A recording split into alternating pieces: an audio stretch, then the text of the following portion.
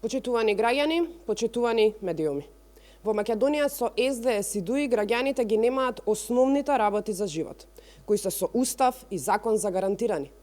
Учениците немаат книги, болните немаат лекови, студентите живеат мизерно, фирмите се уништуваат со даноци кои повеќе наликуваат на државен рекет отколку на солидарен данок. Но сето тоа не ја спречува власта да посегне и да ги задолжи и идните генерации. Со невидено безобразие двете задолжувања од 190 милиони евра забрзано се туркаат низ собраниска процедура со европско знаменце. Власта и покрај отворената критика од Европската комисија во најновиот извештај, токму за примената на европското знаменце, продолжува со злоупотреба на истото. СДС и ДУИ, под закрила на европското знаменце, избегнуваат дебата затоа што немаат аргументи со кои ќе го бранат новото задолжување. Нема аргументи затоа што се задолжуваат за тековни расходи, наместо за проекти и инвестиции. Државата ни е енормно задолжена заради расипништвото на СДС и ДУИ.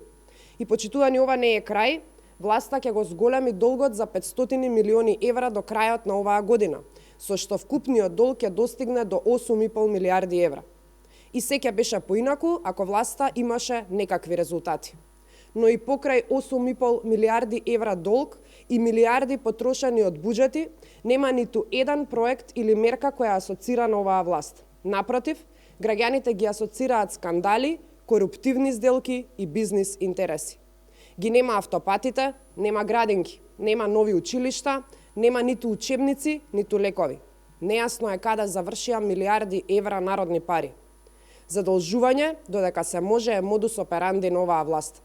Граѓаните на Македонија се поблиску до денот кога на избори ќе стават крај на ваквото владење, пошто ќе следат промени и подобра иднина.